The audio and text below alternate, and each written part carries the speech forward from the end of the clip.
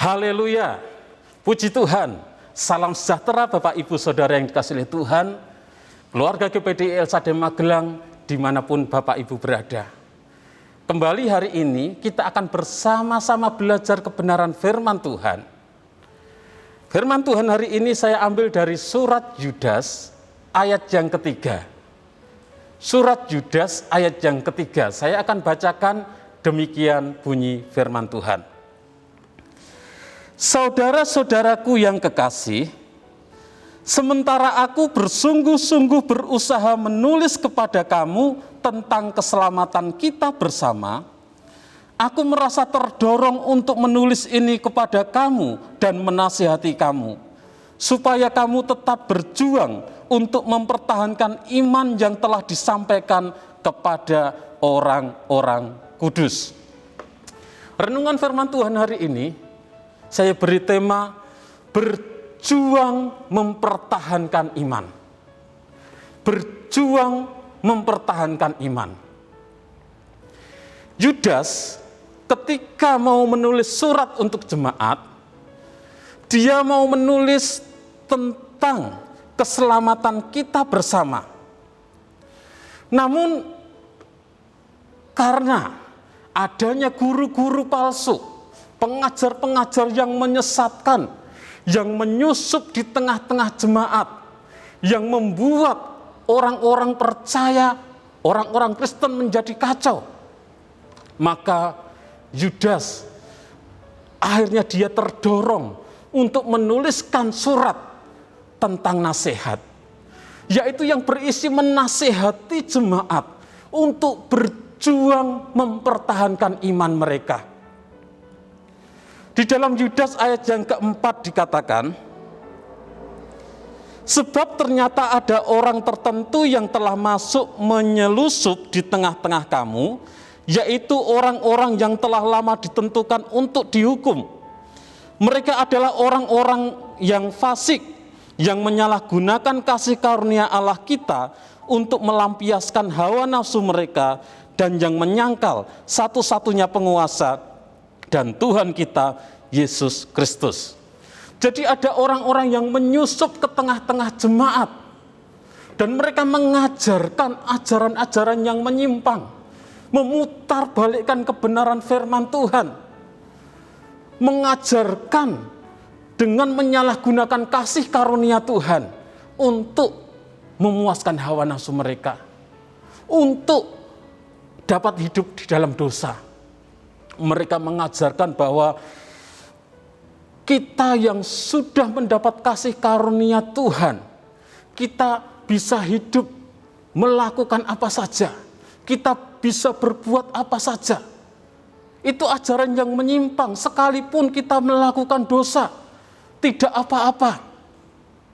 Tuhan sudah menebus dosa kita yang masa lampau, Tuhan menebus dosa kita masa sekarang, Tuhan menebus dosa kita yang akan datang. Jadi ketika kita melakukan dosa, semua sudah ditebus oleh Tuhan. Itulah ajaran-ajaran yang menyimpang dari guru-guru palsu yang menyusup di tengah-tengah jemaat. Mereka mengajarkan karena kasih karunia Tuhan, kita bisa berbuat apa saja, karena Tuhan sudah menebus dosa kita. Ternyata ajaran hypergrace bukan hanya di hari-hari ini saja, tahun 90-an 2000 ini. Tetapi ternyata dari zaman gereja mula-mula sudah ada ajaran seperti itu. Kasih karunia overdosis, menyalahgunakan kasih karunia Tuhan untuk hidup di dalam dosa, untuk hidup di dalam hawa nafsu. Oleh sebab itu Yudas terdorong untuk menasihati jemaat, supaya jemaat berjuang mempertahankan iman mereka di tengah adanya guru-guru palsu, guru-guru yang memutarbalikkan kebenaran firman Tuhan. Dan kita sebagai orang-orang percaya, anak-anak Tuhan, kita pun juga harus berjuang mempertahankan iman kita. Di masa pandemi seperti ini, Bapak Ibu, kita ibadah secara online. Kita bisa membuka firman Tuhan dari siaran YouTube, Facebook, Instagram, dan lain sebagainya. Kita bisa mendengar khotbah dari pengajaran siapa saja. Tetapi kita harus mewaspadai. Jangan sampai kita terpengaruh oleh ajaran-ajaran yang menyimpang. Ajaran-ajaran yang memutar balikkan kebenaran firman Tuhan. Ajaran-ajaran yang tidak sesuai dengan Alkitab. Berjuang mempertahankan iman, di dalam bahasa Yunaninya berjuang, kata berjuang, epagonisomai. Ini menggambarkan pertempuran yang harus diikuti oleh orang percaya yang setia dalam rangka mempertahankan iman. Jadi orang percaya yang setia harus wajib mengikuti pertempuran dalam rangka mempertahankan iman. Kita harus mempertahankan iman kita. Kita harus mempertahankan firman Tuhan yang benar, yang sesuai dengan Alkitab. Sekalipun kita harus mengorbankan banyak hal, kita harus mempertahankan iman kita. Berjuang mempertahankan iman artinya menentang orang-orang yang memutarbalikkan kebenaran firman Tuhan. Jadi berjuang mempertahankan iman artinya menentang orang-orang yang memutarbalikkan firman Tuhan. Pengajaran sesat harus dilawan. Karena kalau tidak dilawan, maka orang-orang percaya yang lemah imannya bisa tersandung. Orang-orang percaya yang lemah imannya bisa terpengaruh dengan ajaran-ajaran yang menyimpang tersebut. Dan kalau mereka sudah terpengaruh dengan ajaran-ajaran yang menyimpang, mereka sudah terpengaruh dengan ajaran-ajaran yang tidak benar, maka mereka akan sulit untuk memahami bahwa iman yang benar harus diikuti dengan perbuatan yang benar pula. Jadi iman yang benar itu harus diikuti dengan perbuatan yang benar pula. Para pengajar yang menyimpang, mereka mengatakan bahwa kasih karunia Allah membebaskan orang untuk melakukan segala sesuatu, apapun bentuknya. Dan itu merupakan ajaran yang salah. Ini kasih karunia yang murahan. Kalau kasih karunia Tuhan membebaskan kita melakukan segala sesuatu, melakukan apa saja. Kasih karunia Tuhan membolehkan kita melakukan dosa. Ini ajaran yang menyimpang. Ini kasih karunia yang murahan.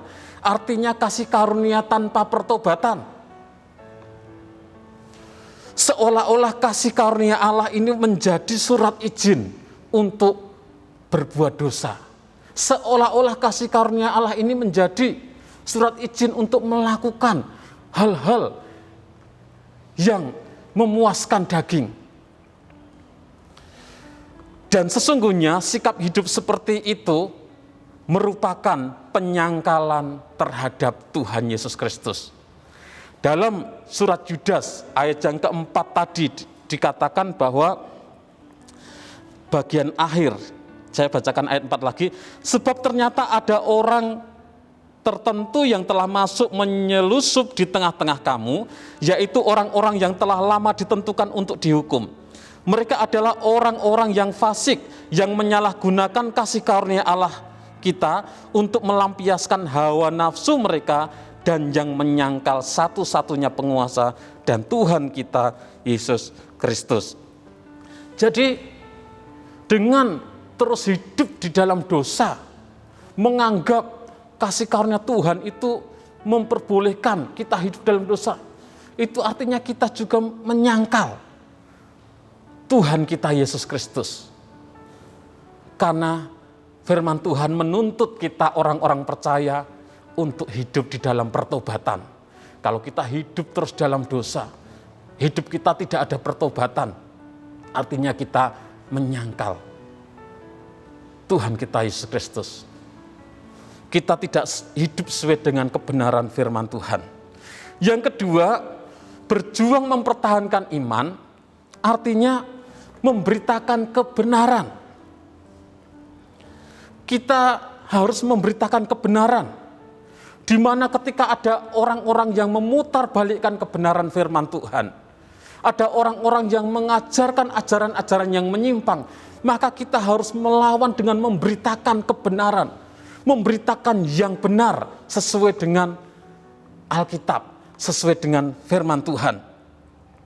Kalau pengajaran yang menyimpang mengajarkan kasih karunia Allah membuat kita bisa hidup melakukan apa saja, termasuk hidup di dalam dosa, maka kita harus melawan dengan memberitakan kebenaran.